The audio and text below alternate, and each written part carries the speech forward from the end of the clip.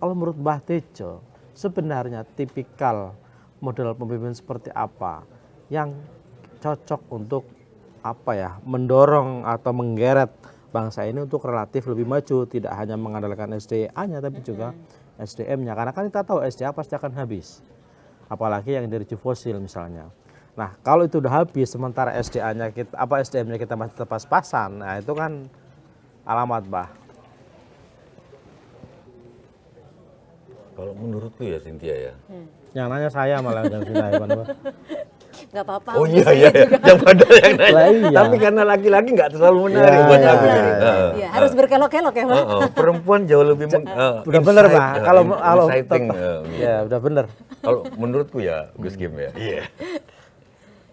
Pemimpin yang juga filosofis. Jadi nggak cuma dandanin hal-hal praktis. Kebanyakan kita mendandani hal-hal yang praktis seolah-olah jalan raya itu bukannya jelek, membangun jalan raya, membangun pertanian. Tapi yang paling penting membangun value di belakang itu. Banyak yang harus kita benahi. Misalnya, kalau kita akan menuju bangsa yang sehat, pemimpin otoriter itu membuat sistem value. Teman-teman, gerakan politikku adalah gerakan kebudayaan. Contohnya apa? Sekarang kalau mau nyenengin tamu, jangan makanan yang enak-enak. Karena itu justru membunuh tamu. Makanan yang sehat. Ya misalkan ubi apa, mau dirasain biarin. Tapi nanti seluruh Indonesia kalau ada tamu suguhannya itu. Kita umur 25 tahun anak-anak sekarang sudah mengalami apa yang aku rasakan sekarang umur 63 tahun. Penyakit-penyakit ya. Pinggang, mah. Karena pola makan. Oke. Terus kedua, di zamanku ini nggak ada lagi aku menerapkan efisiensi, tapi efisiensiku bukan cuma efisiensi di kantoran, tapi holistik. Apa itu? Menteri-menteri tanya. Seluruh hal yang memicu konsumtivisme kita larang. Mukbang larang. Nggak makan itu secukupnya. Pasti ini diketawakan. Loh, tapi ini value. Sangat spiritual. Tapi ini value. Percuma kita mendandani korupsi kalau hal-hal yang memicu tumbuhnya korupsi nggak dihilangin.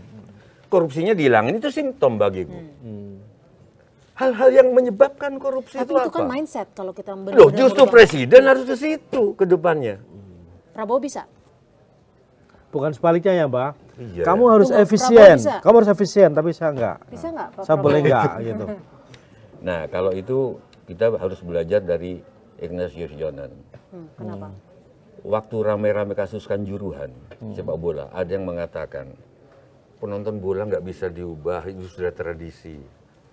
Aku terpengaruh, iya ya, udah bertahun-tahun namanya penonton bola di Indonesia, supporter bola, Jackmania, Viking, Persebaya, Persema, Bonek, ini udah tradisi. Tapi terus saya ingat Ignatius Jonan. Dulu di Menara Kompas ini sebelum ada, waktu itu di lantai Kompas yang sebelah. Ya? Saya selalu ngelihat kereta dari Tanah Abang ke Serpong. Itu di atas itu ratusan orang. Cynthia, kamu udah lahir nggak waktu itu? Enggak, kamu udah lahir nggak? Saya sudah. Yang sampai naik itu udah ada. Saya nanya sampai nanya Cynthia aja. Aku sempat tahu. Sampai aku dalam pemikiran Gus Kim, Ketawanya seneng banget. Gus Kim, udah nggak bisa diubah. Karena itu udah kultur. Karena kultur. Aku mau bilang kultur bisa diubah. Ternyata bisa ya. Menyuguhkan makanan yang enak-enak untuk dianggap sebagai menghormati tamu bisa diubah menjadi kacang. Kalau pemimpin mencontohkan kayak Yonan. Yonan itu perokok berat. Tapi dia nggak melarang rokok dan bisa karena dia sendiri nggak merokok. Dia nyontohin masinisnya dari Jakarta ke Banyuwangi, nggak ngerokok. Waktu itu terus Menteri BUMN-nya kalau nggak salah Pak Dahlan Iskan. Yonan, kamu dipanggil Ketua PBNU. Waktu itu Said Agil Sirot, Ketua PBNU, tahu kan? Tahu. PBNU masih ada kan? Masih. Insya Allah masih ada. PBNU, insya Allah masih ada. Datang Yonan. Begitu datang ternyata di PBNU itu kan sampai liftnya aja bawa rokok. Gitu. Karena kiai-kiai protes. Ada asbak. Kiai Sirot belum keluar. Ini ceritanya Pak Dahlan. ada rokok, boleh ngerokok? Dia ngerokok Sunan. Begitu Pak Akil Sirot keluar, "Duh, kamu ngerokok?" "Iya Pak, tapi kalau di kereta jangan." Oh, jadi memberikan contoh ya. Enggak, artinya harus ada makanan di istana. Kan sudah mulai nih, buah kalau nggak salah. Hamster apa?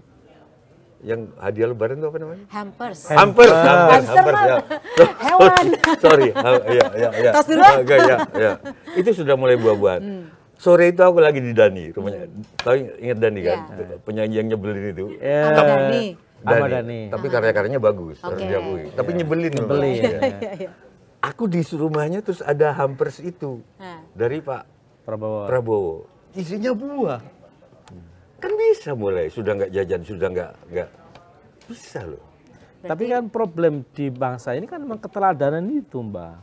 Saya berani nggak? Aku sudah 10 tahun terakhir nggak pernah mengucapkan duka cita terhadap orang meninggal.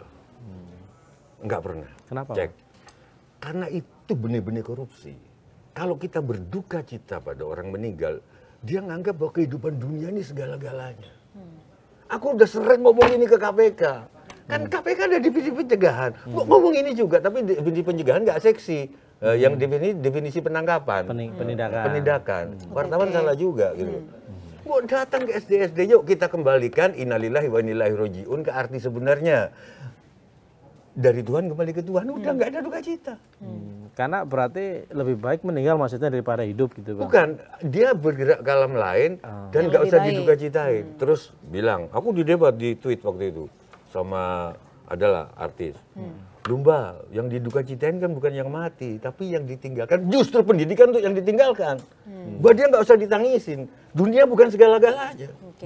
Nah, maksudku presiden, misalkan karangan bunga presiden setiap hari orang meninggal, kayak Presiden Jan Jukers itu, selamat jalan, nggak ada utang rasa, udah nggak ada duka cita. Kelihatannya kecil, tapi itu value. Kamu gimana mau bisa memberantas korupsi kalau kamu menganggap dunia ini satu-satunya kehidupan di dunia?